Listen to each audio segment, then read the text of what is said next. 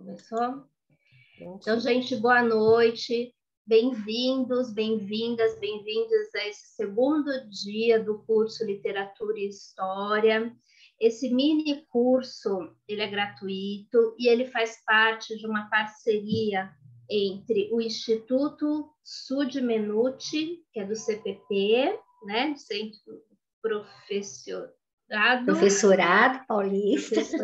Paulista, e o programa de pós-graduação, né, em Literatura e Crítica Literária da PUC de São Paulo. A gente está aqui com a professora Maria Cláudia Junqueira, representando o Instituto, que é a diretora de lá, e também os nossos queridos colegas e professores, a Lara Queiroz e o Evandro, que também tem um sobrenome italiano, né, Evandro? Igual o Instituto. Se você quiser falar...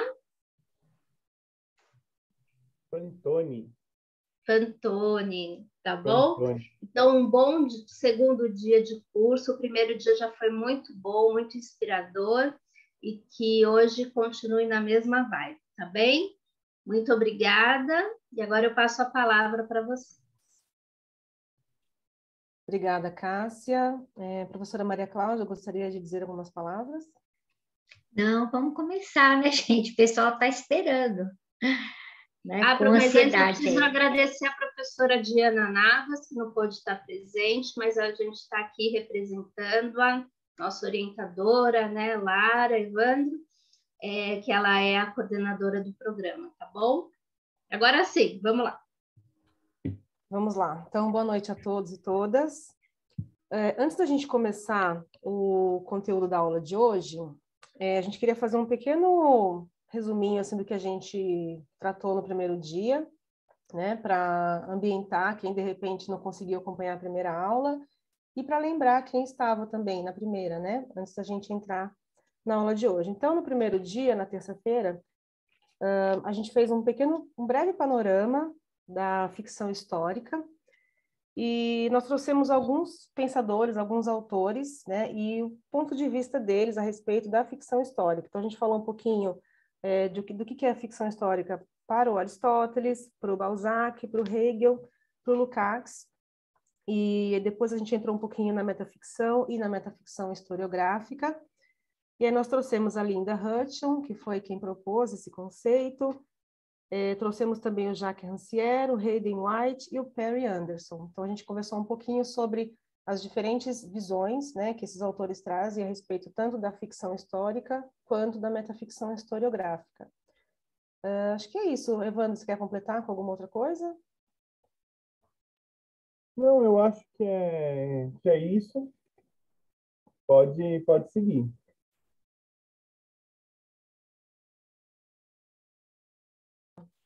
Na verdade, você vai compartilhar sua tela? Vou. Você precisa me liberar. Está dizendo que o anfitrião... Ai, meu Deus. Espera aí.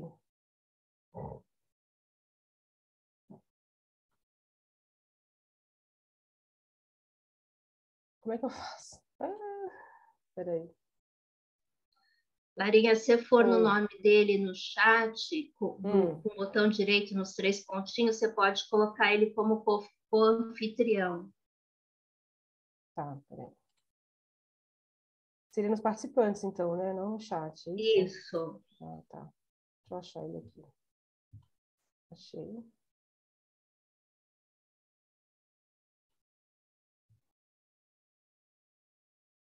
Acho que foi. Foi? Evandro? Evandro agora é o host. Agora tá, Evandro. Foi que já apareceu aqui algumas pessoas pedindo autorização para entrar, então acho que foi. Foi. Foi sim.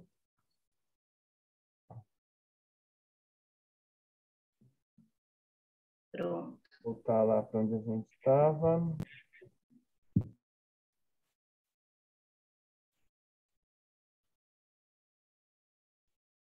A gente tinha parado aqui, né? Na verdade, no... Isso, o último slide foi o do Perry Anderson, né? Foi do Perry Anderson. E hoje a gente vai começar falando, vai falar das obras, né? A gente selecionou 4 obras de que se encaixam dentro do conceito de metaficção historiográfica. É claro que não, a gente não usa esse conceito como uma classificação rígida, uma classificação fechada, até porque não dá, né? Não dá para você pegar uma obra artística como a literatura, como um texto literário, e você querer colocar dentro de uma caixinha, você querer fechar ele dentro de uma caixinha. Então, o fato da gente ter colocado aqui quatro obras que estão dentro do contexto da metaficção historiográfica não significa que elas não possam ser classificadas de outras formas também. Então, esse primeiro que a gente selecionou, Primavera no Espelho Partido, do Mário Benedetti, um escritor uruguaio. Ele é uma obra de metaficção historiográfica? Ele é um romance polifônico, de acordo com o pensamento do Bakhtin? Ele é também. Ele é uma literatura de resistência contra a ditadura no Uruguai? É também. Então, é sempre importante que a gente tenha isso em mente. O fato de a gente trazer uma obra que possa se encaixar dentro de uma categoria como a metaficção historiográfica não significa que ela se restrinja à metaficção. Então, a primeira obra que a gente escolheu é Primavera no Espelho Partido, do Mário Benedetti, uma obra de 1982, e tem uma série de aspectos bem interessantes. Então, primeiro, Leandro, desculpa te interromper. Não, é só para... Eu sei que você já explicou muito bem, mas é só para deixar bem claro para as pessoas que, assim, a gente fez esse panorama da história, né, no primeiro dia, mais uma coisa mais teórica, e a gente escolheu algumas obras de literatura para tentar fazer essa relação entre a literatura e a história, né, a partir desses conceitos que a gente trabalhou de metaficção historiográfica, e a gente tentou ser o mais variado possível, né? Então a gente pegou algumas obras latino-americanas, outras norte-americanas, outras brasileiras. Claro, no espaço de tempo que a gente tem, né? Nós fizemos alguns recortes, escolhemos alguns textos, que nem o Evandro falou, isso não se esgota, existem outras, enfim, não é nada estanque, mas é só para ilustrar um pouquinho e relacionar, né? O dia de hoje com a terça-feira, e fazer essa relação mesmo da literatura com a história. Só isso, obrigada. É isso mesmo, gente. Eu vou fazer uma fofoca de bastidor. Foi difícil a gente escolher essas obras, porque tem tantos textos bons, tantos textos interessantes. Se a gente fosse trazer todas as obras que a gente gostaria, a gente ia fazer um mini curso de 10 anos. Mas voltando aqui. Essa obra do Mário Benedetti, ela foi publicada durante a ditadura militar no Uruguai, no final da ditadura militar no Uruguai. Foi publicada em 82, a ditadura militar uruguaia acabou em 85. Ela é uma ditadura de um processo bem complicado, existem alguns grupos negacionistas que falam que a ditadura no Uruguai não foi uma ditadura militar porque o presidente que deu o golpe era civil, foi com todo o apoio dos militares, usou toda a estrutura militar, mas ele era civil, então não era uma ditadura, não era militar. Aí você tem outro grupo que fala que não era uma ditadura porque o presidente foi eleito. Ok, ele num primeiro momento foi eleito, mas depois ele deu o golpe. Fechou o parlamento, deu o golpe, começou a governar com as Forças Armadas. Mas ele tinha sido eleito num primeiro momento, mas não por um mandato de quase 10 anos, mais de 10 anos. E ele é um romance de muitas vozes, né? O personagem principal é um preso político, o Santiago, e a história gira em torno dele e dos membros da sua família. E aí é o primeiro elemento que a gente tem da metaficção historiográfica. Ele não vai focar, o Mário Benedetti nessa obra não vai focar os aspectos que a gente vê tradicionalmente num romance de ditadura. Ele não vai focar, por exemplo, as torturas, ele não vai focar os processos políticos. Claro, isso vai estar incluído, isso vai ser trazido. Ele não nega de forma nenhuma o que aconteceu, mas ele vai focar nos aspectos psicológicos da vida. É um romance que trata muito da ideia de exílio. E tanto um exílio interno quanto um exílio externo. Ele vai muito pelo lado das relações pessoais do psicológico das personagens. E aí são divididos em capítulos. Então, tem os capítulos que são chamados intramuros, que é onde o Santiago está narrando. O Santiago está dizendo o que está acontecendo. Ele está falando da vida dele dentro de um presídio. Aí você tem os capítulos do pai dele. Acho que está no próximo slide, não vou me antecipar tanto. E ele é um romance polifônico. Ele mostra os pontos de vista dos diferentes personagens e do autor. O próprio Benedetti, ele passou no exílio a maior parte do período militar no Uruguai. Então, ele também se coloca como um personagem exilado dentro do próprio livro, como se o que estivesse acontecendo no livro e o que aconteceu com ele fora das páginas tivesse entrelaçado. Ele, em momento algum, cruza com nenhum personagem do livro, mas a construção narrativa é tão bem feita, os capítulos se entrelaçam de uma forma tão bem feita, que a gente tem essa sensação de que o Benedetti é mais uma personagem colocando o seu ponto de vista na obra.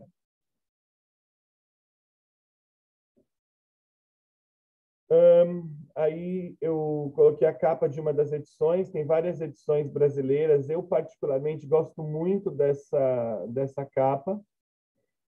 O tema principal são os tipos de exílio, que eles são muitas vezes colocados no sentido estrito, ou seja, determinadas pessoas são obrigadas a sair do seu país por questões políticas, por perseguições políticas, por medo de ser assassinadas, e num sentido amplo, como é o caso da personagem Santiago. Ele permanece em Montevidéu. Ele não é um exilado do país, mas ele é exilado da vida social, ele é exilado da vida com a família, porque ele está preso. Eu até digitei errado aqui, deveria ser condição de preso político, não de exilado. Peço desculpas pelo erro de digitação. Então, ele está dentro do próprio país. Ele está dentro da própria cidade. Só que ele não deixa de sofrer um certo tipo de exílio por ser um preso político. Porque ele não está encarcerado porque cometeu um crime. Tem um trecho do capítulo, de um dos capítulos que a filha dele fala: meu pai está preso não porque cometeu um crime, não porque matou ou roubou, mas porque ele tinha muitas ideias. E meu pai devia ter muitas ideias muito boas se decidiram prender ele por causa disso. Quando eu crescer, eu quero ter tantas ideias quanto meu pai, mas eu espero não ser presa pelas minhas ideias. Então, tem essas reflexões. E aí a gente tem essas muitas vozes, né? Então, tem os capítulos do Santiago, que são intitulados primeiro Intramuros, onde ele vai falar da vida dele dentro da prisão, os mecanismos de resistência deles, inclusive de resistência psicológica. São cartas que ele escreve para a esposa, para Graciela. Desculpa. São reflexões.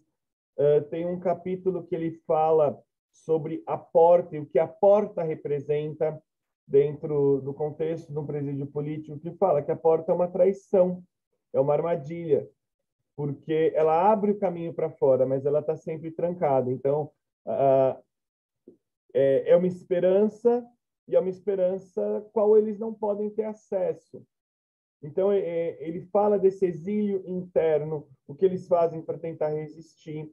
Depois, em uma troca de prisioneiros, ele é libertado, e quando ele está num avião, indo aí sim para o exílio físico na Cidade do México, se eu não me engano, é a Cidade do México, ele começa a lembrar dos companheiros mortos. e ele fala que um dos companheiros morreu por excesso de bondade, porque ele acreditava que os militares não podiam ir mais além nas torturas, não podiam ir mais além nas maldades, mas eles iam. Ele falava, não, eles chegaram até esse ponto e daqui eles não passam, mas eles passavam. Então, ele fala que o corpo dele, desse companheiro, foi morto pelos militares, mas a identidade foi morta por excesso de bondade, excesso de crença na bondade humana. Aí tem os capítulos do pai do Santiago, que também tinha sido um militante político na juventude. Ele ainda carrega certos ideais de esquerda, mas ele tem uma vida mais calma, mais tranquila, digamos assim. Ele não quer mais se envolver diretamente com a política. Então, ele está sempre num confronto interno, num conflito interno entre apoiar o filho ou não apoiar o filho. Porque a partir do momento que ele compartilha dos ideais do filho, ele não quer que o filho se envolva e ele não acha correto se envolver politicamente de uma forma mais contundente. É também durante os capítulos do Dom Rafael que a gente fica sabendo de outros aspectos da vida da família, porque essa família acaba sendo destruída. A Graciela, que é a esposa do Santiago, a princípio ela fica muito abalada, muito triste com a situação, e ela se aproxima muito de um dos melhores amigos do Santiago. Perdão, eu não vou me lembrar o nome dele agora. E no começo com uma amizade. Só que aí acaba se desenvolvendo um outro tipo de relacionamento entre eles. Então, o Santiago está lá preso, esperando uma oportunidade de estar com a esposa, e a esposa, devido a...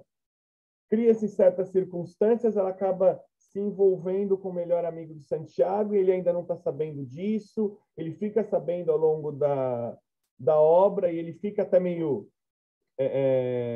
enlouquecido, né, de se esperar. Então, essa questão das relações humanas ficam muito evidentes.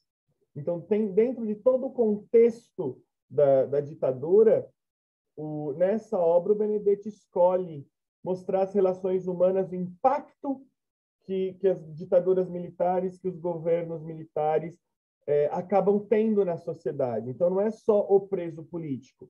Claro que as torturas são algo absurdo, que tem que ser combatido com todas as forças sempre.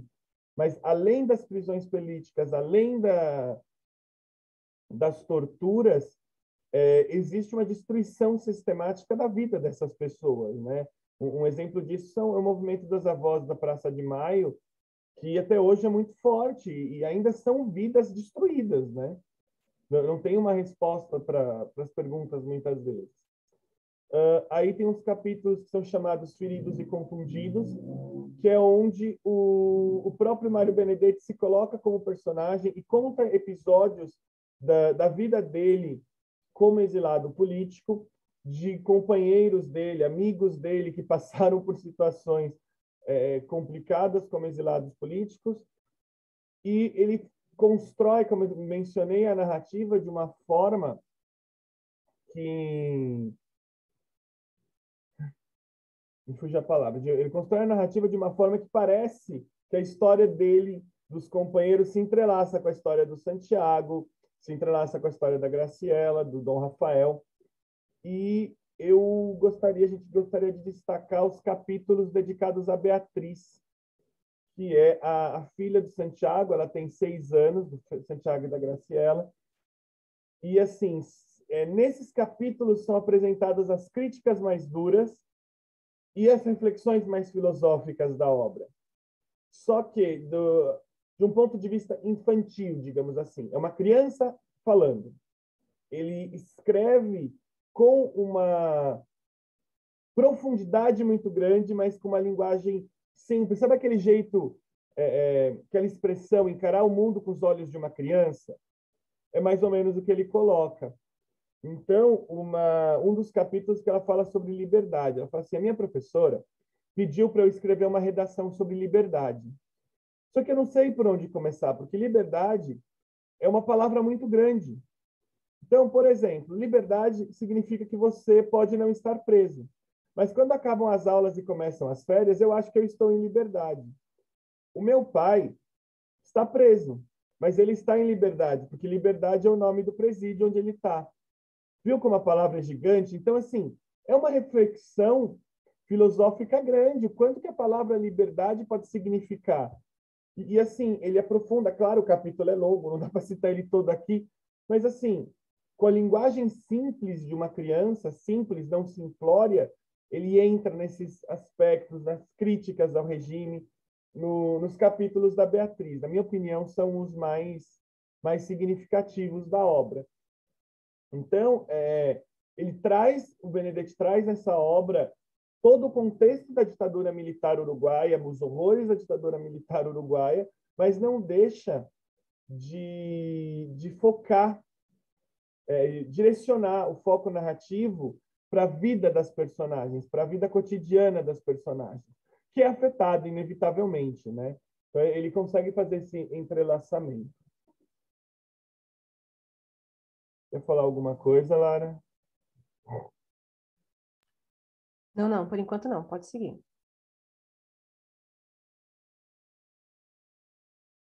E agora já vai para o 9 Noites. Canciani colocou um negócio aqui no chat, eu concordo plenamente.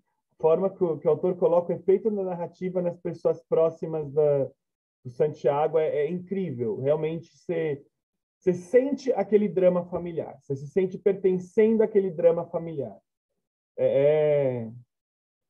Realmente é uma obra genial. Eu sou suspeito para falar, quem me conhece sabe que eu sou super fã do Benedetti. Agora é contigo, Lara, sua obra de arte. Beleza, obrigada, Evandro. Bom, agora a gente vai falar sobre uma obra brasileira. Não sei, né, se vocês chegaram a ler, mas esse livro ele tá sendo pedido novamente pela terceira vez, pelo terceiro ano consecutivo, nas listas dos principais vestibulares do país. E creio que vai ser o último, né? Porque me parece que é isso, os livros ficam 3 anos e depois eles trocam os títulos, enfim. Então, talvez seja a última vez que ele é pedido no vestibular. Pode trocar o slide, por favor, Evandro? Obrigada. Bom, esse livro foi escrito pelo Bernardo Carvalho, que é um autor carioca, contemporâneo, e, sem dúvida, é uma das mais importantes obras da metaficção historiográfica brasileira, contemporânea, sendo indicado para o vestibular, como eu falei. E esse livro, ele é construído de uma forma muito, assim, muito especial, porque ele é um romance, mas ele também, algumas pessoas classificam como um romance investigativo, ele pode ser... tem cartas, né? Ele é escrito por meio de cartas, então é uma narrativa epistolar, muitas cartas são trocadas, então romance policial, eu já vi até essa denominação, né? Romance policial, porque ele tem tudo isso, né? Ele é construído com elementos de ficção policial também, e ele faz isso com a intenção de manter o leitor sempre em suspense. Então a gente nunca sabe o que vai acontecer na página seguinte. Você começa a ler, bom, eu também sou suspeita, né, porque eu adoro esse livro, eu adoro esse autor, eu estudo esse autor, inclusive, na minha pesquisa de mestrado, não com esse livro, mas com outro chamado Filho da Mãe. Mas o 9 Noites, ele é muito especial, porque além desse fato, né, de estar sendo solicitado no vestibular novamente, ele pode ser considerado, dentro do conjunto da obra desse autor, como um divisor de águas, porque antes do 9 Noites, o Bernardo Carvalho ele não tinha o hábito de colocar situações e fatos da vida pessoal dele, né, nos personagens, no enredo, e nem de fatores assim históricos do Brasil e do mundo, né? Ele ficava só ali mesmo na ficção. Ele é um militante da ficção, ele faz questão de dizer isso. Mas depois do 9 Noites, o 9 Noites ele marcou porque isso, ele coloca fatos históricos, tanto do Brasil quanto do mundo. Ele mistura a vida pessoal dele com a vida pessoal do narrador, e ele engana a gente o tempo todo. E aí tem uma coisa muito curiosa, que é, nesse momento, né, da publicação do Nove Noites, o Bernardo Carvalho estava extremamente incomodado e irritado, porque ele via, né, no público em geral, nas pessoas, um desejo muito grande de ler coisas reais. As pessoas não queriam literatura ficcional, as pessoas queriam ler livros baseados em fatos reais, em pessoas reais, em histórias reais. E ele ficou muito bravo, ele falou, tá bom, vocês querem fatos reais? Então vou escrever um livro baseado em fatos reais. E ele fez esse livro, só que, claro, existem muitos elementos que são reais, que realmente aconteceram nesse livro, mas ele faz um monte de pegadinhas e artimanhas e armadilhas, né? Então a gente nunca sabe se aquilo ali realmente foi daquele jeito, se aquele fato que ele está contando é da vida dele ou não. Mas eu já li muitas entrevistas, já ouvi muitas entrevistas, né, dele falando sobre esse livro, e ele diz que sim, que tem muita coisa ali que é da vida dele, tem muita coisa que ele imaginou, tem muita coisa que ele lembra, né, da infância dele e tudo mais. Mas é isso, né? É um romance de ficção. Você não pode falar que tudo, que aquilo ali é um retrato fiel, né, de coisas que aconteceram na vida dele. E essa narrativa, ela é fundamentalmente meta-historiográfica por causa disso. Ele traz fatos que aconteceram nos Estados Unidos, ele traz fatos que aconteceram no Brasil na década de 30, né, no Estado Novo, Getúlio Vargas, tudo mais. E existe muita fusão entre o narrador, que é um jornalista, e coincidentemente, o Bernardo Carvalho também tem uma formação em jornalismo, então tem muita fusão entre esse autor, entre esse narrador jornalista e o autor Bernardo Carvalho, o escritor Bernardo Carvalho. E não só isso, né? Não é só essa coincidência, tem muitas coincidências entre um e outro.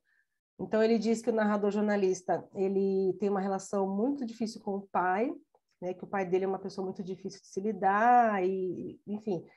Mas ao mesmo tempo, ele acompanha o pai dele nas viagens, lá que o pai dele tinha muitas fazendas, né, espalhadas por Mato Grosso, pelo centro-oeste do Brasil, e ele estava sempre com o pai. E o narrador jornalista também passa por isso. Então tem muito, se você prestar bastante atenção, você vai achar muita coisa que coincide, né, entre um e outro.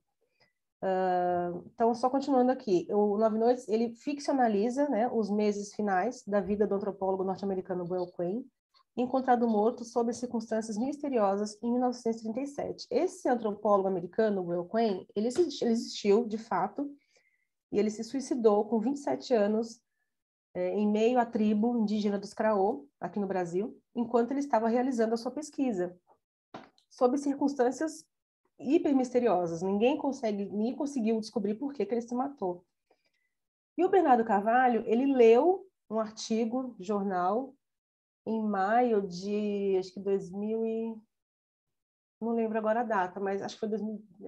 bom, enfim, não vou lembrar a data agora, mas saiu realmente na Folha de São Paulo um artigo a respeito da história. Não era nem do Buell Quinn a história, era sobre um outro antropólogo, e o Buell Quinn apareceu assim em 2 linhas do texto como um exemplo, né? Porque ele não foi o único antropólogo que se matou, né? Parece que tinha uma coisa acontecendo ali que muitos antropólogos acabaram se suicidando, a gente não sabe exatamente o motivo, mas o Buell Quinn aparece rapidamente, assim, de relance, em 2 linhas.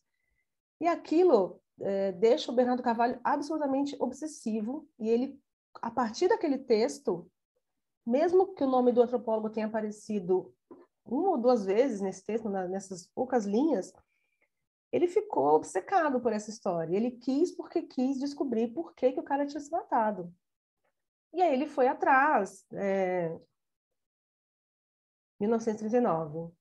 Tá, isso. E aí ele foi atrás de saber por que ele tinha se matado. E ele não parou, ele ficou realmente obcecado, ele precisava, né, descobrir por que tinha acontecido isso, então ele aproveitou que estava nesse momento que as pessoas queriam, porque queriam histórias reais, né, juntou a fome com a vontade de comer. Ele viu essa história e falou, bom, vou escrever sobre esse cara. E ele ficou realmente muito obcecado e precisava escrever sobre esse cara. Então, ele empreendeu assim uma pesquisa absurda, ele foi atrás de um monte de gente, ele conversou com pessoas, ele foi para os Estados Unidos, ele pesquisou, ele conversou com pessoas que eram professores, pesquisadores da mesma universidade onde o Boyle Crane estudava. E tudo isso que ele fez, todo esse percurso que ele percorreu até chegar no Brasil e passar pela experiência de conviver com os índios, tudo isso que o Bernardo Carvalho fez, o narrador jornalista fez também. Então, é muito assim fascinante, porque é como se fosse a mesma pessoa. A gente não pode afirmar com certeza, né, que é o Bernardo Carvalho contando a história, mas assim, as coincidências são muitas, muitas. E é muito curioso como ele constrói essa narrativa e deixa a gente perdidinho, assim, porque você nunca sabe o que está acontecendo aqui. Peraí, então é ele, então não é ele. Mas pode trocar o slide, por favor, Evandro. Porque aí eu quero falar da capa desse livro, porque essas artimanhas, essas armadilhas, essas pegadinhas que ele faz, elas já começam na capa. Porque esse menino que está de mãos dadas com esse indígena na capa do livro é o Bernardo Carvalho, com 6 anos de idade. Né? Eu falei para vocês que ele costumava acompanhar o pai nas viagens, muito a contragosto, né? Ele detestava, ele falou várias vezes, em várias entrevistas, que ele odiava essas viagens, né? Ele é só uma criança. Que criança que vai gostar de ficar, sei lá, indo para o meio do mato com o pai, né? Enfim, em condições precárias, sei lá. Então, mas ele ia, né? Porque era só uma criança, ele não tinha muita escolha. Então, esse menino é ele, e aí você fala, poxa, o próprio cara que escreveu o livro está na capa do livro, então não tem como essa história, né, não ser dele, é dele, é ele que está ali. Sim, a gente pode até dizer isso, mas a gente não pode dizer que é a história dele, ou que, enfim, que tudo que está ali realmente aconteceu. Mas, isso é fato. Né? Essa foto realmente é ele, dos arquivos pessoais dele. Inclusive, ele ficou muito bravo quando colocaram essa foto na capa, sem autorização dele, a princípio, né? Mas depois ele acabou gostando, ele acabou achando que era bacana, porque, enfim, ficava mais fácil para ludibriar as pessoas, então ele acabou se divertindo, e aí, beleza, ficou essa capa oficial do livro, e ele acabou gostando da ideia. Então, uma coisa muito importante também para a gente perceber nessa narrativa é que ela é construída em 2 partes, mas elas são simultâneas. Não é assim, parte 1, acontece isso, é narrado pelo narrador jornalista. Parte 2, é narrada pelo outro amigo. Não, elas acontecem simultaneamente. Oi, pode falar, Evandro. Só te interromper um pouquinho, que a Rose colocou aqui uma questão que é a seguinte. Tenho procurado articulação para a questão de a ficção ser sempre, aí ela coloca entre aspas, fiscalizada ou cobrada sobre ser fidedigna à história. Mas, afinal, qual a ponderação? Quando não há mais sobreviventes de um determinado fato, silêncio, trauma, dor, a literatura é menor? Você quer falar? Quer que eu falo? Quer falar primeiro? Pode responder, Evandro, por favor. Então, Rose, na verdade, eu não acho que a literatura seja menor. Na verdade, eu acho até uma postura até um pouco desagradável da história querer fiscalizar a literatura. Eu acho que a gente não tem que cobrar que a literatura, ou não deveria cobrar que a ficção fosse fidedigna à história. Aliás, a ideia da metaficção historiográfica é essa. Tem um romance chamado Foe, que a Linda Hutton cita na obra dela, onde determinados fatos históricos são assim, fatos conhecidos, são deliberadamente colocados de outra forma, e o autor fala, não, eu coloquei porque eu quis, é uma obra de ficção, eu achei que ia ficar melhor assim. Tem uma obra que fala sobre Dom João I de Portugal, e a esposa dele, que era inglesa, eu não estou conseguindo lembrar o nome da obra, eu vou olhar e já falo. Ele faz mudanças assim no primeiro encontro dos 2 personagens, na relação inicial deles, porque assim, apesar de eles se darem muito bem depois, foi um casamento arranjado. E aí ele constrói toda uma relação entre os 2 personagens antes do casamento, que efetivamente não existiu. Então, eu acho que aí são dois problemas. Eu não acho que a ficção deveria ser fiscalizada, porque ela é uma ficção. Mesmo uma obra, um romance histórico, uma metaficção historiográfica, é uma ficção. E aí o outro ponto, eu acho que não interfere se não existem mais sobreviventes ou não. Até porque, aqui eu vou citar a Jean-Marie, a memória não é 100% confiável. A memória não é algo que você possa dizer que é real e é incontestável. Ela é fragmentária, ela é individual. A gente fala de memória coletiva, mas mesmo uma memória coletiva é construída pela soma de memórias individuais. Então, você colocou, quando não há mais sobreviventes de um determinado fato, silêncio, trauma, dor. Eu acho que a função da literatura é justamente manter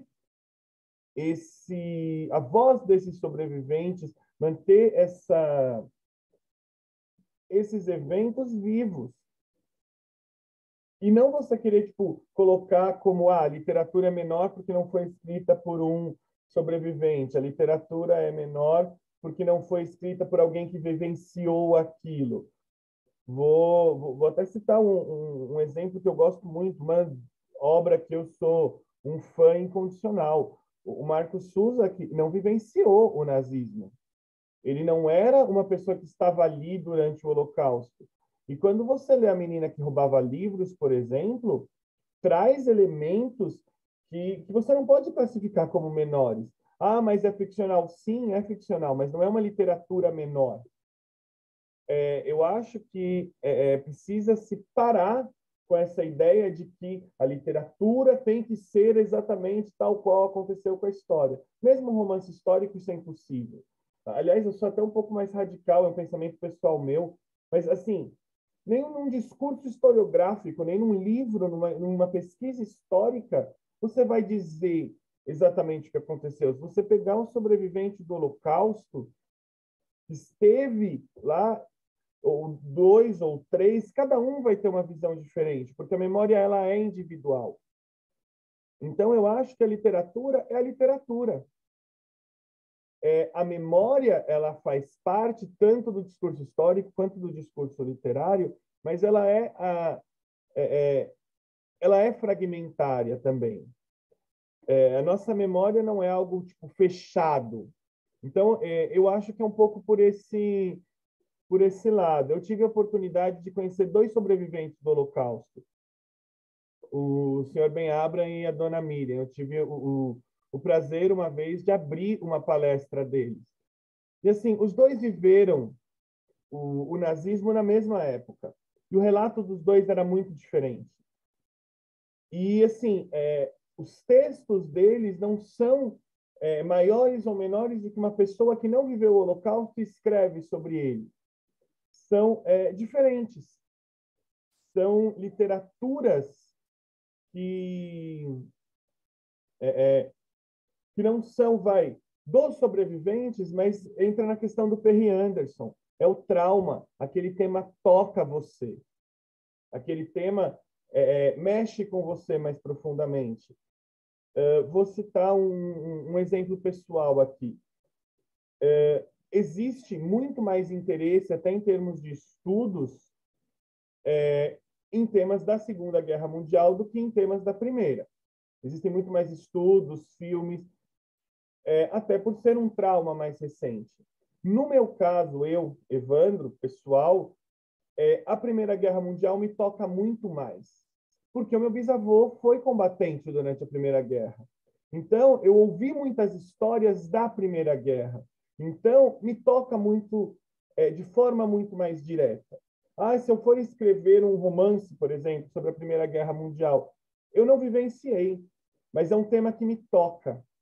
E sinceramente, eu acho que a literatura não precisa dessa chancela do historiador.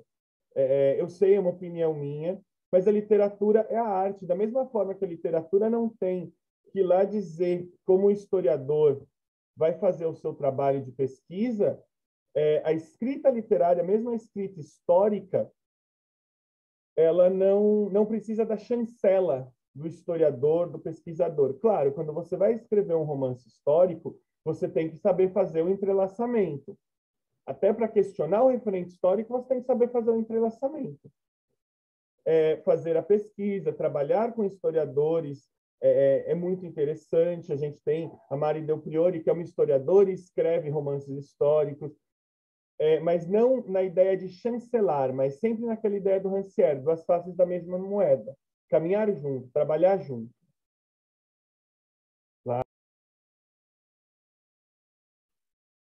Estava aqui prestando atenção na sua fala, quase concentradíssima, quase que eu esqueço de voltar.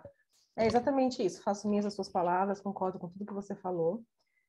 E aí eu preciso fazer duas correções. Primeira, o Boel Quinn, ele se suicidou realmente em agosto de 1939. A gente acabou colocando 1937 nos slides, foi um equívoco de digitação, desculpas, mas é isso mesmo, 39. E eu não lembrava a data, mas é 2001 a data que o Bernardo Carvalho leu a notícia, leu aquele artigo, né, na Folha de São Paulo, 12 de maio de 2021. Inclusive, na página 13 do livro, o narrador diz assim: não posso dizer que nunca tivesse ouvido falar nele, mas a verdade é que não fazia a menor ideia de quem ele era, até ler o nome de Boel Quinn pela primeira vez num artigo de jornal na manhã de 12 de maio de 2001, um sábado, quase 62 anos depois da sua morte, às vésperas da Segunda Guerra. Isso é o narrador que está falando, mas foi exatamente o que aconteceu com o Bernardo Carvalho. Ele leu essa notícia e, a partir daí, como eu falei, ele foi loucamente obsessivo, totalmente interessadíssimo em saber por que o Boel Quinn tinha se matado. Tem um outro comentário aqui no chat da... Ai, meu Deus, achei. Da Maria Clara, né? Que ela fala assim: a obra não é autobiográfica, embora apresente pontos de intersecção com a narrativa do autor. É exatamente isso. Eu não posso dizer que o Nove Noites é uma obra autobiográfica, que é sobre a vida do Bernardo Carvalho. Não. Mas existem muitos pontos em comum entre o Bernardo Carvalho e o narrador jornalista. Inclusive, isso não é assim tão novo, né? Qualquer maioria assim dos livros que a gente lê não tem jeito. Tem o autor que escreve, ele tem ele coloca alguma coisa dele ali, às vezes mais explícito, às vezes menos explícito, mas um pouquinho de quem escreve sempre está ali no livro, mesmo que seja uma história absolutamente ficcional, com personagens, enfim, uma literatura fantástica, qualquer coisa, mas alguma coisa do autor está ali. E no Nove Noites isso é muito significativo, tem muita coisa dele ali, mas é exatamente isso que a Maria Clara falou. Bom, seguindo. Então, vamos lá. A narrativa se constrói em duas partes, né? Como eu falei, elas não são separadas, elas acontecem ao mesmo tempo. Uma delas consiste na busca de um jornalista, que é esse narrador, no período atual, né? Esse livro foi publicado em 2002, para descobrir o que de fato teria ocorrido com o antropólogo, procurando pistas e investigando cada aspecto da misteriosa morte de Quinn. E a Maria Cláudia colocou aqui no chat que ele se matou com 27 anos, né? Eu também acho que eu tinha falado isso. Muito jovem, né? Muito jovem, com a vida inteira pela frente, realmente é muito triste que ele tenha se matado, um cara fantástico, brilhante e tal. A outra parte é uma carta com informações sobre os meses finais da vida do antropólogo, deixadas por um amigo seu, o Manuel Perna, e endereçadas a uma figura por quem esse amigo estiver esperando e que teria relação com a morte do antropólogo. Essas cartas, aliás, é uma carta só, fragmentada, né, em vários trechos durante todo o enredo. Então, o livro começa assim. Geralmente, quando é o Manuel Perna falando nessa carta, os trechos começam assim: isto é para quando você vier, é preciso estar preparado. Quase sempre começa assim. E a parte dessa carta, ela é escrita em itálico, então é uma tipografia diferente do restante do livro, para ficar bem marcado. Tem algumas pessoas que falam que algumas edições é tudo igual, não tem essa diferenciação. Mas nessa edição que tem essa foto, que eu acho que é a minha edição preferida, eu acho que é a mais bonita, e esse texto está diferenciado. Então, quando é o Manuel Perna falando, que é esse cara que conviveu com os últimos dias de vida do Quinn, é um texto em itálico. Então, sempre começa assim: isto é para quando você vier, é preciso estar preparado. E nas partes que é o narrador jornalista falando, na maioria das vezes, os trechos começam assim: ninguém nunca me perguntou, e por isso também nunca precisei responder. É meio que um padrão. na maioria dos casos. Um ou outro que não, mas esses trechos sempre começam assim. Então, o livro, ele traz a carta do Manuel Perna, trechos, e traz trechos do narrador jornalista. O tempo todo ele vai sendo alternado, né? É lá e cá. Então, são dois... É um narrador em primeira pessoa, porém fragmentado em dois. Tem o Manuel Perna e tem o narrador jornalista, que não tem nome, tá? Esse narrador jornalista. E, enfim, e faz muita gente pensar que é o próprio Bernardo, mas a gente não pode falar que é o Bernardo, né? Como eu te falei. E aí, o que acontece? Então, esse enredo ele é originado a partir deste fato real, que foi o suicídio desse moço, desse antropólogo. Só que a impressão que dá é essa, né? Que o mote principal é isso, é descobrir por que o cara se matou. Só que nessa pesquisa que esse narrador jornalista empreende, que é uma pesquisa absolutamente obsessiva, ele não consegue tirar essa história da cabeça, ele precisa descobrir por que o antropólogo se matou, ele vai, como eu falei, ele faz o que tem que fazer, ele fala com quem tiver que falar, ele telefona, ele manda e-mail, ele viaja até os Estados Unidos, ele faz o diabo, mas ele precisa descobrir. Só que nesse caminho de tentar descobrir por que o cara se matou, ele acaba se deparando com outras coisas da memória dele, da infância dele, né? Ele se lembra de coisas que ele viveu com o pai, e aí ele vai falando coisas do presente, né, daquela época de 2000, onde ele está escrevendo ali, e ele relembra coisas do passado, de quando ele era criança, das viagens com o pai, dessa relação difícil com o pai, depois o pai fica doente, enfim, acontecem várias coisas. Então, chega um momento que você realmente não sabe se a história se trata de descobrir por que o cara se matou, ou se é a história do narrador jornalista. Porque ele descobre muita coisa, ele lembra muita coisa, mas ele também descobre muita coisa que ele nem imaginava que tinha acontecido na vida dele, através das pesquisas, ele vai falando com as pessoas e cria-se uma rede de contatos, de pessoas da universidade, da família dele, e chega um momento que fica tudo tão misturado que a gente já não sabe mais o que ele está fazendo ali. Se ele quer realmente descobrir coisas do antropólogo ou se ele quer descobrir coisas da vida dele. Fica tudo muito, muito misturado. E aí, lá no finalzinho do livro, um pouquinho antes de terminar, tem um pedacinho que ele fala assim: a ficção começou no dia em que botei os pés nos Estados Unidos.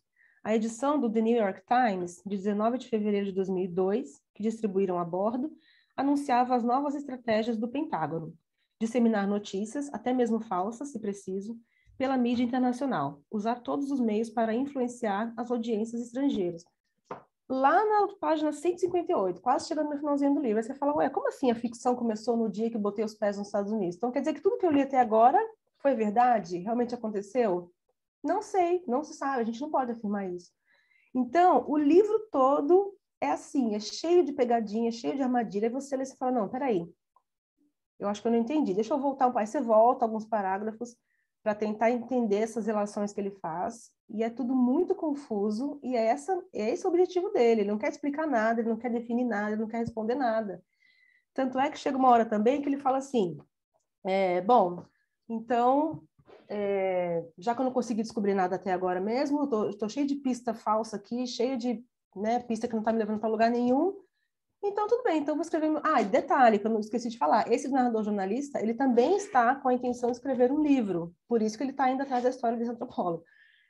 Então chega uma hora que ele fala, bom, estou cansado, ninguém me responde nada, ninguém me dá uma pista mais concreta, não consigo descobrir nada direito, então tá bom, então vou parar aqui, vou começar a fazer meu livro do jeito que eu quiser. Não com essas palavras exatamente, mas ele fala meio que isso, ele está cansado, ele já viajou o mundo inteiro, já descobriu e não descobriu coisas, tá cheio de pistas confusas, e aí ele fala, bom, eu vou escrever meu romance e paciência, seja lá o que for.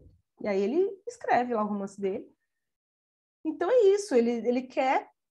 são muitos pontos, né, de intersecção, como a Maria Clara falou.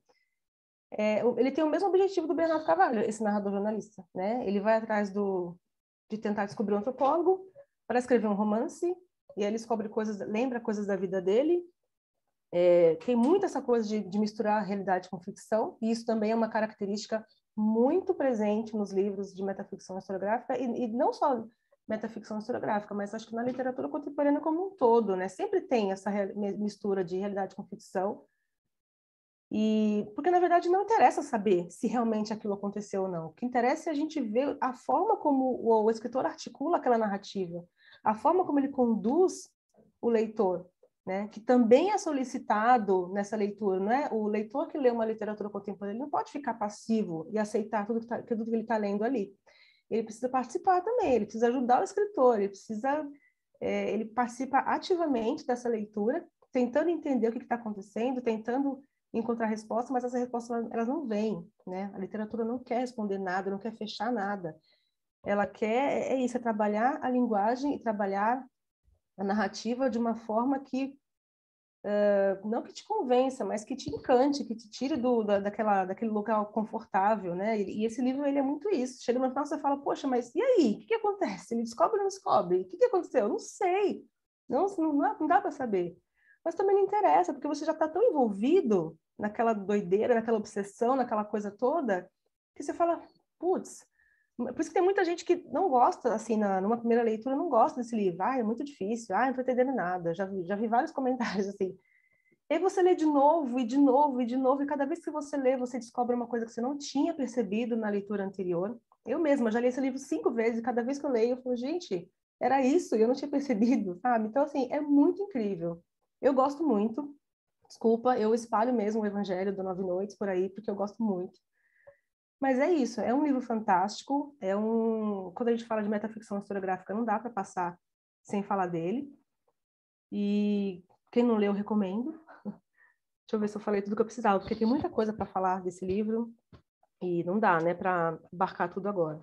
Mas, assim, tem muitos fatos históricos que realmente ele retrata nesse livro que aconteceram, né? Então, a gente tem aí, como eu falei, o Estado Novo, né? O governo de Getúlio Vargas lá, quando ele está contando a história do Breuil. Quando ele vem para o presente, tem a questão das Torres Gêmeas, né? Que esse livro foi publicado 1 ano depois do ataque ao World Trade Center em Nova York. E aí tinha isso também, né? Enfim, um novo milênio surgindo, né? Os anos 2000, aquela virada e tal, e todo mundo meio que ansioso para ver o que ia ser esse novo mundo, se ia ser mais moderno, mais tecnológico. E tinha esse medo, né, dos ataques terroristas, tinha aquela coisa das cartas que eram enviadas com antrax, ele também retrata isso no livro, enfim. Tem muita coisa que não faz tanto tempo assim que aconteceu, que a gente sabe, todo mundo aqui viu nos jornais e tudo mais, que está nesse livro. E é fantástico, e é isso, né? Não dá para você falar que é um livro sobre o Bernardo, não é, mas tem muita coisa que coincide, né? E era essa a intenção dele mesmo, confundi, ludibriar, enganar o leitor, porque é isso, né? Ele falou, beleza, vocês querem fatos reais? Vamos colocar fatos reais, mas do meu jeito, com as minhas armadilhas, com as minhas artimanhas, com as minhas pegadinhas. E ele conseguiu, porque realmente a gente chega no final sem saber muita coisa, mas você já está encantado o suficiente, então pode seguir, tá, Evandro, querido?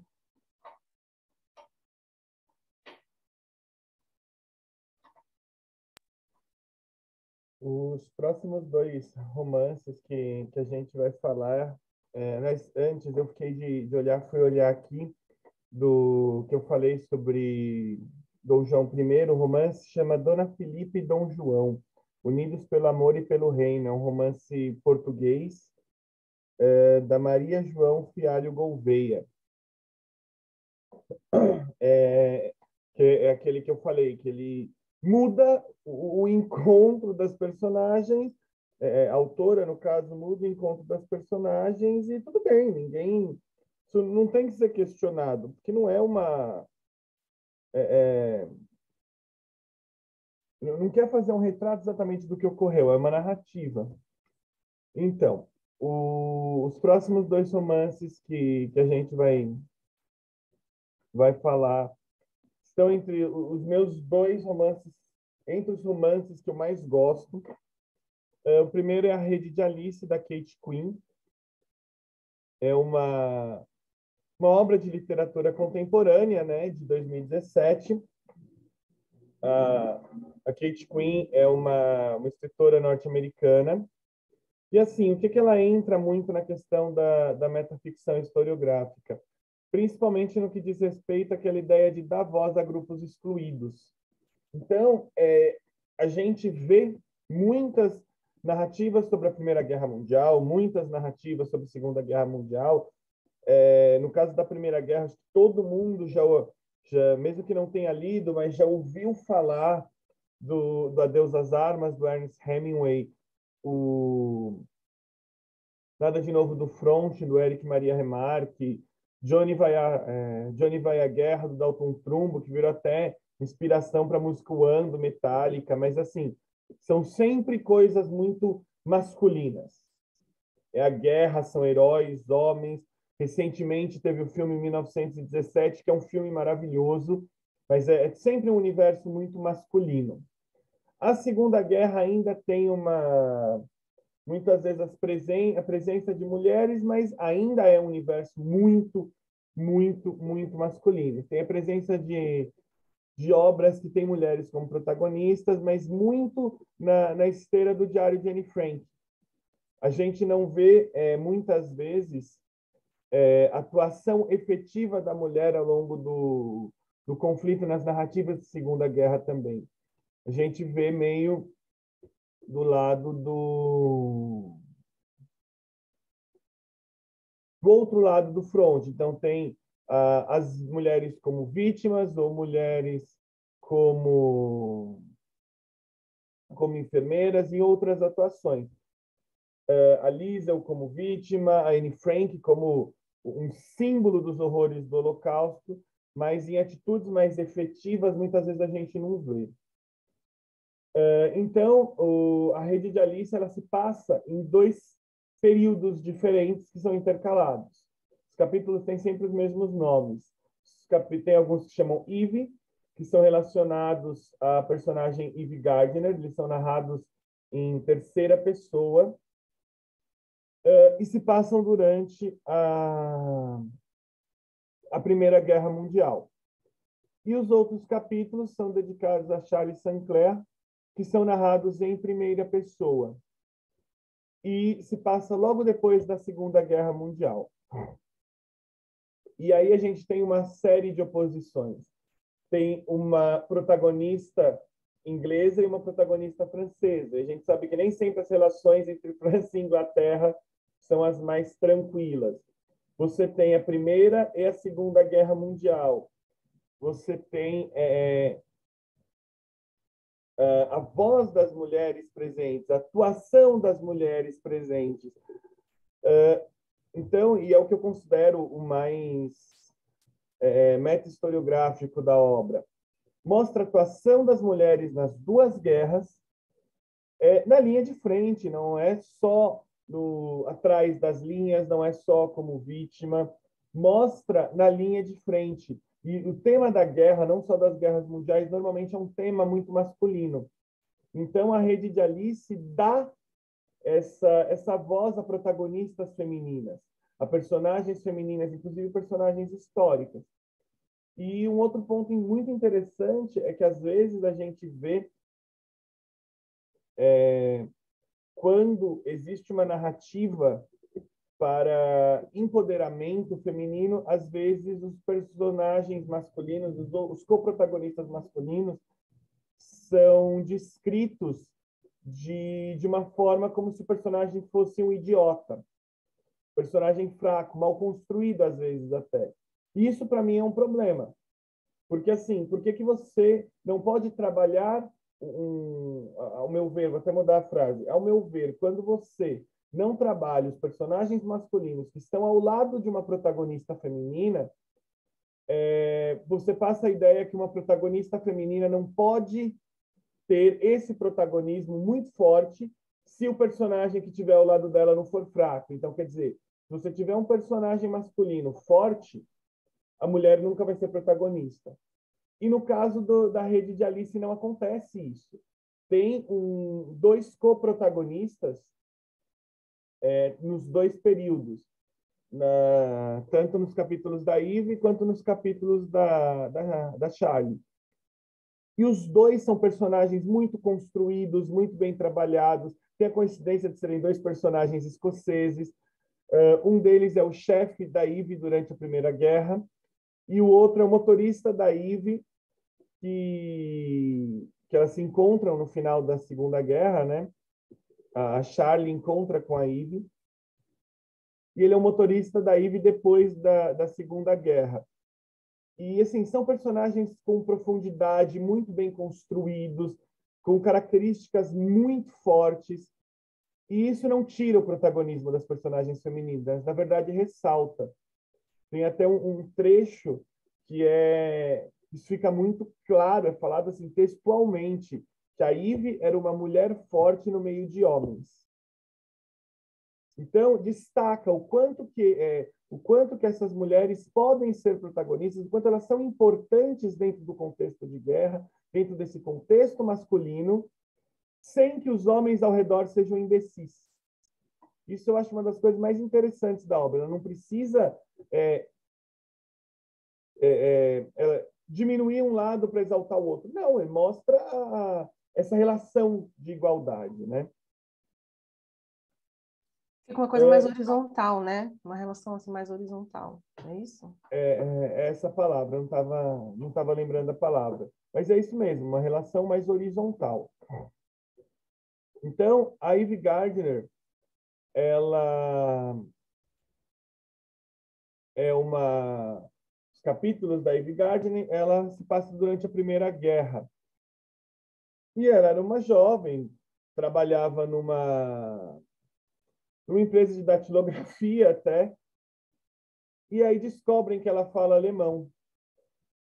E um dos personagens recruta ela para trabalhar na rede de Alice. O que é a rede de Alice? Foi uma rede de espionagem real durante a Primeira Guerra, que era liderada por uma espiã chamada Lili. O codinome dela era Alice, por isso que chama Rede de Alice. E essa rede foi fundamental para a derrota alemã. Foi o grupo de espionagem durante a Primeira Guerra que mais obteve informações. Calcula-se que cerca de 60% das informações obtidas pela inteligência britânica durante a Primeira Guerra Mundial foi pela rede de Alice. E não se fala. Eu acho que a maioria das pessoas aqui nunca ouviram falar da existência dessa rede de espionagem liderada por mulheres. E eu também, eu fui descobrir, ouvi falar sobre essa rede quando eu li o livro, eu fui atrás, fui pesquisar, falei, nossa, isso é importantíssimo. Mas, infelizmente, a gente ainda vive numa sociedade extremamente machista, então não é oferecido o destaque que merece. A Eve, ela vai trabalhar num restaurante na França ocupada pela Alemanha, e essa é de um colaboracionista. Então, ele recebe os oficiais alemães. Ela se finge de burra, de idiota, que não entende nada. Ela fica ouvindo a conversa dos oficiais e passa para os superiores dela na Inglaterra. Só que, assim, ela toma atitudes diretas. Ela percebe que só ouvir as conversas dos oficiais não vai ser o suficiente. E ela percebe que o dono do estabelecimento meio que fica olhando para ela com outros olhares. Ela chega no chefe e fala assim, não, o meu patrão acha que eu sou uma moça idiota do interior, ele quer me seduzir, eu vou deixar ele me seduzir. Ah, mas ele falou, não, homens na cama soltam informações. Assim, e até bacana, porque é uma opção dela, uma decisão dela. Eu escolho fazer isso, eu quis assumir o risco. Não, mas eu quis. Ela não aceita ser rebaixada por ser uma mulher e nem ficar recebendo ordens. Ela toma atitude. E, de fato, ela coleta uma série de informações e passa para os superiores, que acabam conseguindo desbaratar aquela rede naquela cidade. Ela depois acaba sendo presa com a Lili. Aí eles trazem essa personagem histórica para dentro da narrativa. A Lili acaba morrendo na prisão por conta de complicações de uma doença gástrica. Isso é histórico, né? A chefe da rede acabou realmente morrendo na prisão. A rede continua existindo até o final da Primeira Guerra, mas ela infelizmente morreu, se eu não me engano, em 1917. E aí a Eve acaba sendo libertada e ela volta para a Inglaterra. e ela se torna uma pessoa solitária, sozinha e vai envelhecendo, mas ela vai trabalhar quando acontece... Encosta na mamãe não, que a mãe tá com dor, filho.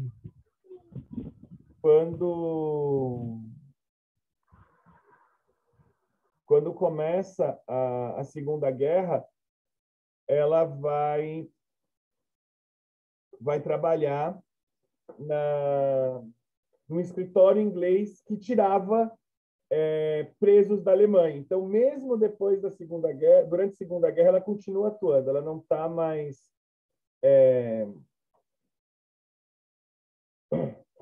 Desculpa. Ela não está mais atuando na espionagem, mas ela continua atuando para ajudar as pessoas, para tirar refugiados da França, para facilitar a saída da galera da resistência francesa, que está sendo perseguida pelos nazistas, para tirar do país. E é através disso que ela vai acabar conhecendo depois a Charlie, porque uma das pessoas que ela tentou ajudar é a prima da Charlie. Ela não conseguiu, chegou a trocar cartas. Uma das cartas chegou até a Charlie nos Estados Unidos. A Charlie é americana. Ela é filha de uma francesa, ela é americana. E chega essa carta da prima escrito Eve Gardner. Por isso que ela vai procurar a Eve na Inglaterra, para tentar descobrir o que aconteceu com essa prima. E aí tem os outros capítulos, que são da Charlie, eles se passam logo depois da Segunda Guerra. Ela é norte-americana, a família dela está nos Estados Unidos logo depois da Primeira, então eles não vivenciaram a Segunda Guerra na Europa. Mas ela era muito próxima de uma prima que voltou para a Europa um pouco antes da Segunda Guerra e desapareceu lá durante a guerra. A gente descobre no decorrer do livro que essa prima era da resistência francesa e que acabou sendo assassinada pelos nazistas. Mas isso a gente vai descobrindo ao longo do livro. E a Charlie, ela fica muito desesperada, ela quer porque quer descobrir o que aconteceu com a prima, era uma prima muito próxima. E aí, o que acontece? Aí já começam outros aspectos socioculturais da época. A Charlie precisa... ela quer ir para a Europa inicialmente, a mãe não deixa, até que acontece um fato. A Charlie, ela primeiro sofre um preconceito muito grande, porque ela é uma mulher que não quis seguir a carreira, entre aspas, que se esperava de uma mulher na época. Evandro, dá licença, só um instantinho. Desculpa te interromper. Só para avisar o pessoal que esse link da presença que eu coloquei aqui no chat, algumas pessoas não estavam conseguindo abrir clicando nele, né? Mas aí a Natália disse que conseguiu copiando e colando no navegador, porque eu tentei fazer isso, também deu certo aqui. Então, gente, por gentileza, se puderem copiar e colar, como a Natália fez, que acho que dá certo, tá bom? Obrigada. Pode continuar, Evandro.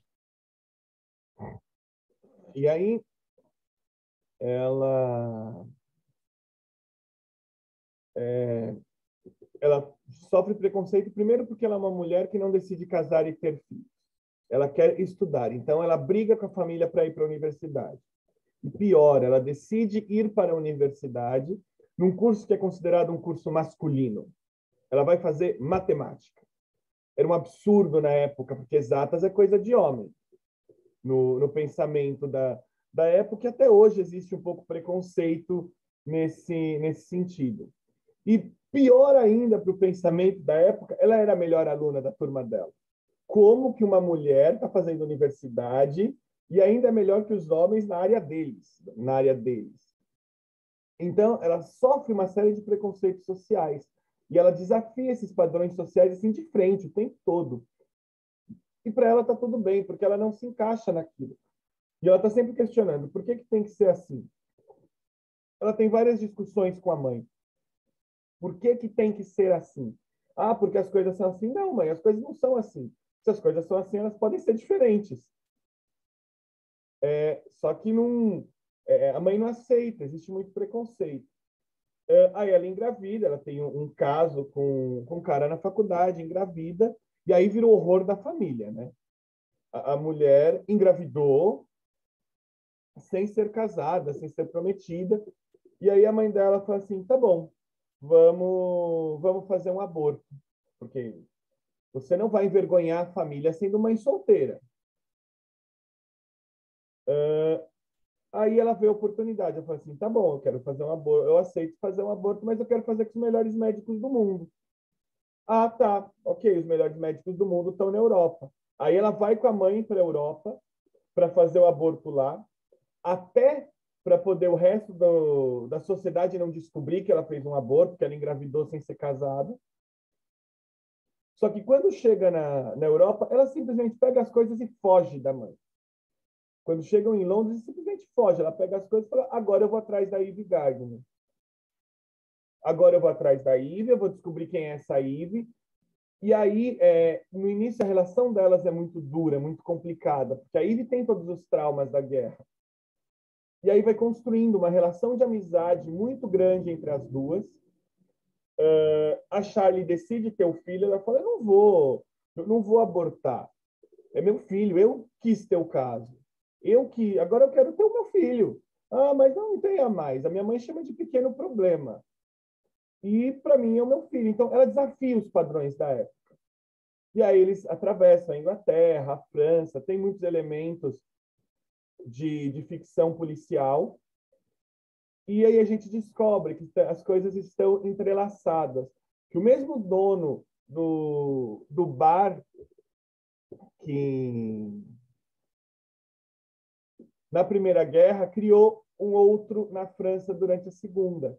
E ele também conseguiu escapar da Segunda. Então, o desfecho do livro é a Eve indo se vingar do cara, porque causou a morte da amiga dela, e a Charlie indo se vingar do cara, porque causou a morte da prima dela. Então, tem um desfecho de romance policial, tudo, mas assim, até chegar aí, é todo um desafio dos padrões sociais. Eles trazem toda essa questão da presença, da força da mulher, mesmo em contexto de guerra, que é sensacional, é sensacional. Quer falar alguma coisa, Lara? Não, tô ouvindo aqui. Interessadíssima, pode continuar.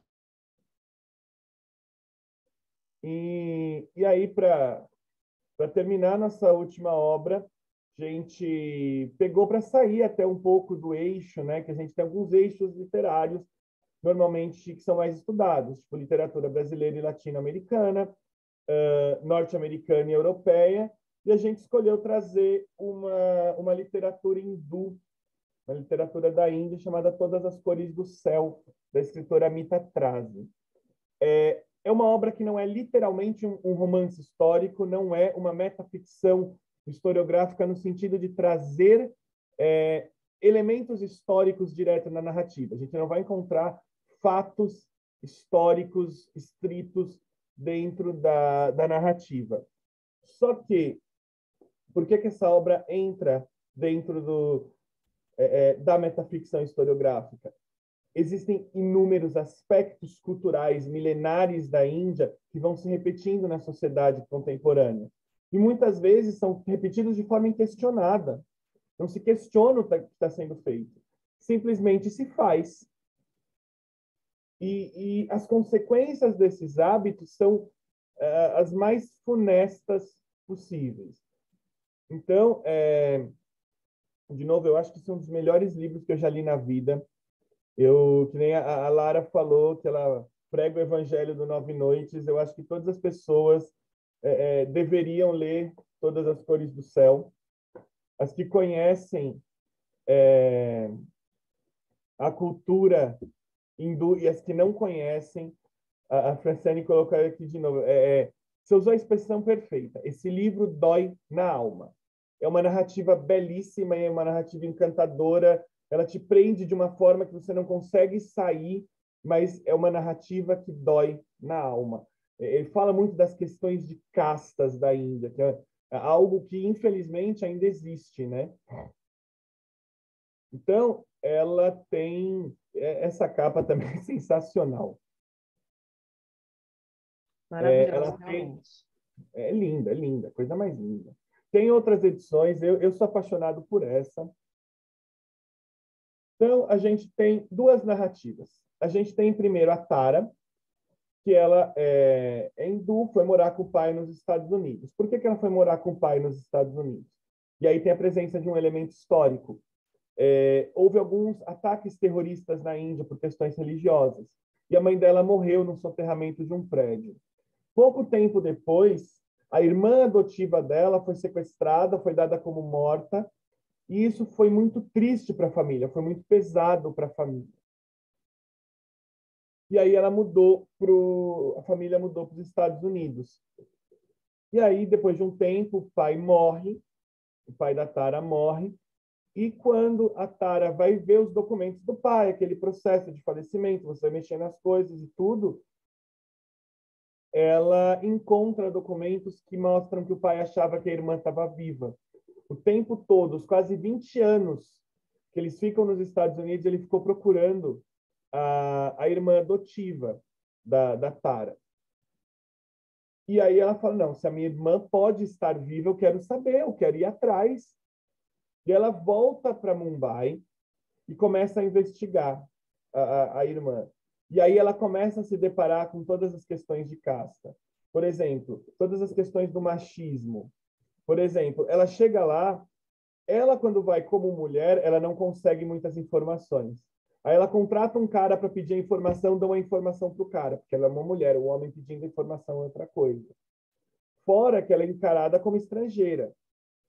Ela chega num certo lugar, começam a falar no idioma local, achando que ela não entende. Aí ela responde no idioma local. Aí eu falo, mas você não veio dos Estados Unidos? Mas eu sou hindu, eu sou indiana, eu sou daqui. Então, mostra esse choque cultural. E aí ela faz amizade com um policial, justamente porque ela, como mulher, não consegue muitas informações. Não porque ela não tenha a capacidade de, tanto que é ela que faz todas as ligações. Ela consegue descobrir as coisas que estão acontecendo, mas quem tem que ir efetivamente fazer é esse amigo dela, por conta do machismo da sociedade indiana. Olha como a obra é profunda. E aí a mesma situação da obra anterior, da Rede de Alice. Os personagens masculinos que estão junto com a Tara não são fracos, eles são muito bem construídos, muito aprofundados. Mas aí você vê o quanto que ela, como personagem, se destaca. A parte humana, as cenas de desespero dela são muito fortes.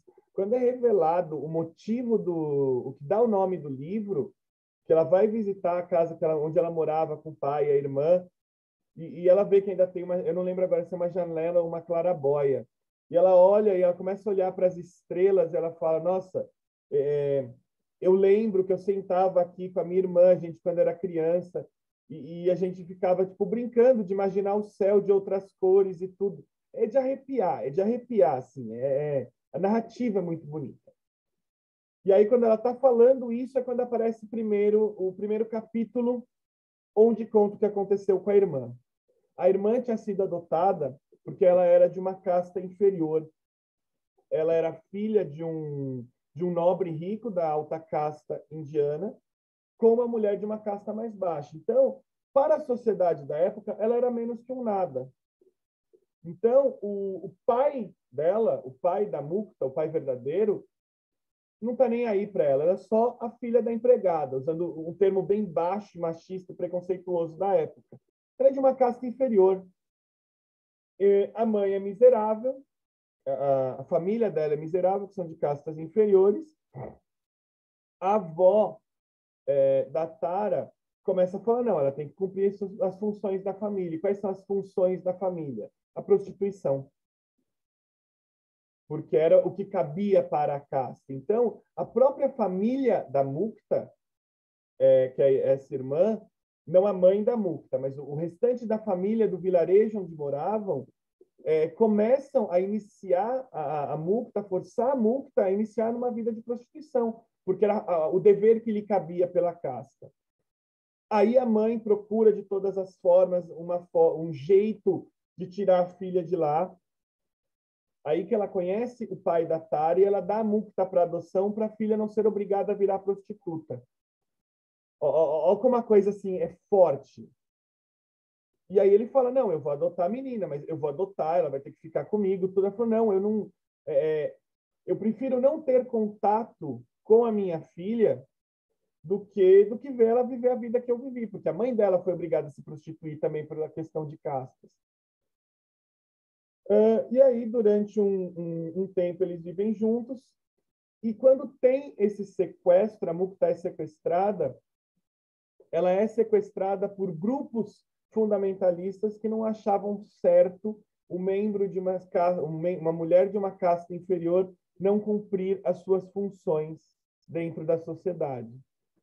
Então, ela é sequestrada, ela é levada para diversas casas de prostituição e ela passa tipo os 20 anos quase que a Tara e o pai estão nos Estados Unidos, e o pai está tentando encontrar informações dela, vivendo em casas de prostituição. Ela engravida e separam ela da filha e ela entra em desespero porque está com medo de obrigarem a filha já começar a se prostituir também. Então, os capítulos da Mukta são aí o que a professora falou, dói na alma, dói na alma. Porque, assim, eles descrevem o sofrimento. E aí ela fala, em vários momentos ela fala assim, o mais doloroso não eram os clientes. Muitas vezes os clientes me davam presentes, me tratavam muito bem. Mas aquela vida, a inveja das outras meninas, elas não entendem que a gente está no mesmo barco, assim, não é essa expressão que ela usa. Elas não entendem que isso é errado, porque a Mukta tinha tido uma criação diferente, porque a mãe dela queria que ela tivesse uma vida diferente. Durante um tempo, ela teve uma vida diferente. E ela fala assim, eu sofro porque eu quero sair disso, eu não acho essa vida correta. Então, o problema não são os clientes. O problema maior não são os clientes. É todo o contexto que ela é obrigada a viver. Então, é muito traumático todo o processo, né?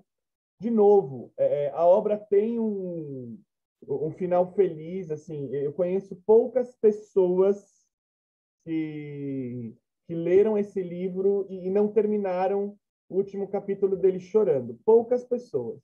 Porque a Tara consegue encontrar a Mukta, consegue resgatar a Mukta, e só que assim, você fala, nossa, vai ser um final feliz. Só que inicialmente não é. Porque eles resgatam a Mukta, mas a filha dela, a filha da Mukta, não lembro o nome agora, já tinha sido levado para começar a dar início ao processo de se prostituir também. Então, tipo, o que seria o clímax da obra, você fala, nossa, esse vai ser um momento legal. Tipo, gera uma outra angústia, um outro desespero. Eles conseguem resgatar a menina, conseguem resgatar a criança para evitar o sofrimento. E assim, aí vai para um final feliz, tudo. E o livro termina justamente tipo, com as duas deitadas na casa onde elas viveram a infância, tipo, falando sobre as cores que o céu poderia assumir. É sensacional, gente, é sensacional. E assim, é uma obra de metaficção, porque assim, apesar de ter poucos eventos históricos, traz todos os aspectos culturais que ainda permeiam a nossa sociedade. Aspectos culturais que ainda permeiam a vida indiana. E, de verdade, depois desse livro, eu comecei a pesquisar outras literaturas de autores indianos, e assim, é uma literatura riquíssima. É uma literatura riquíssima. Tem uma recentemente virou até série da Netflix, chamado Match Imperfeito, que também fala das questões culturais da Índia. É muito, muito interessante. Esse é voltado para o público mais jovem. Tem um outro, não vou lembrar também o autor, chama Escola de Narrativas Eróticas para Viúvas, que também questiona o papel da mulher na sociedade indiana. Esse é fantástico também.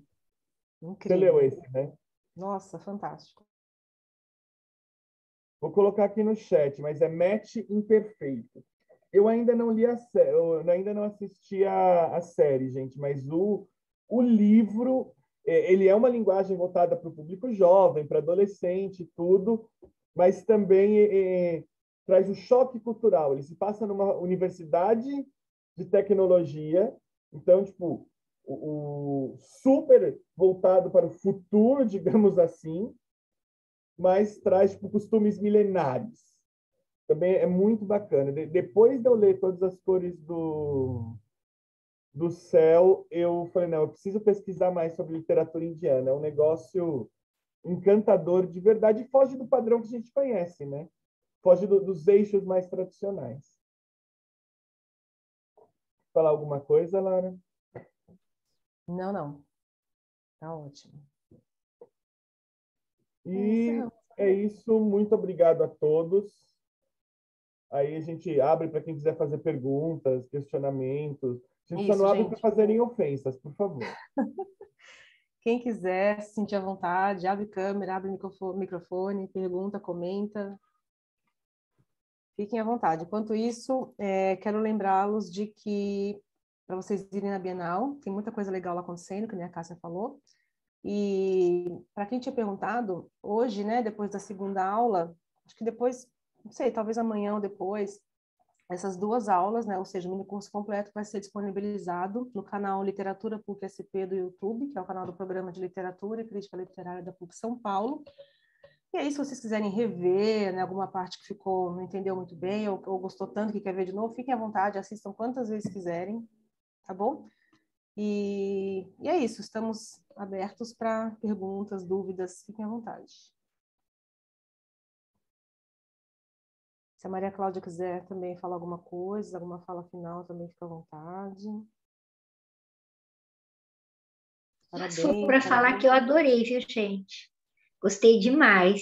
Fiquei super interessada também em ler os livros. Alguns eu já tinha lido, mas eu acho que eu vou ler de novo, como você falou, viu, Lara? Mas gostei demais. Obrigada, viu? Muito bom. Que bom, Maria Cláudia. Nós é que agradecemos, né, Ivana, essa oportunidade de, como eu falei, de compartilhar um pouquinho do que a gente estuda e pesquisa, que é um assunto que a gente é apaixonado. E agradecemos, né, todos os elogios aqui no chat que eu estou vendo. Olha, a Raquel falou que esse foi um dos melhores minicursos que ela fez. Meu Deus. Obrigada! Que delícia, não tem gente. nem palavra para responder um comentário desse, gente. Né? Muito obrigado. A gente só tem a agradecer a oportunidade, agradecer a presença de todos. Muito obrigado mesmo. Muito obrigado mesmo. Sim, eu também agradeço demais todas as palavras. Maria Cláudia. Eu também, só tenho a agradecer pela oportunidade, pelos elogios, pela presença, participação de todos aqui, por terem ficado conosco essas 2 noites. Qualquer dúvida, então, gente, pode entrar em contato aí pelos nossos e-mails, pelas nossas redes sociais, o Programa de Literatura e Crítica Literária, fiquem à vontade. Espero que a gente tenha conseguido passar um pouquinho do que a gente pretendia, né, Evandro? E é isso, gente.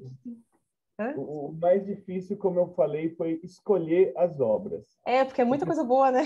Muito. É o que eu falei, mesmo. a gente podia fazer um mini curso de 10 anos falando de todas as obras de qualidade que surgiram, todas as ideias, mas espero que a gente tenha conseguido passar um pouco da ideia, da metaficção historiográfica e instigar a conhecer as obras, as pessoas que não conheciam, ou reler as que já conheciam.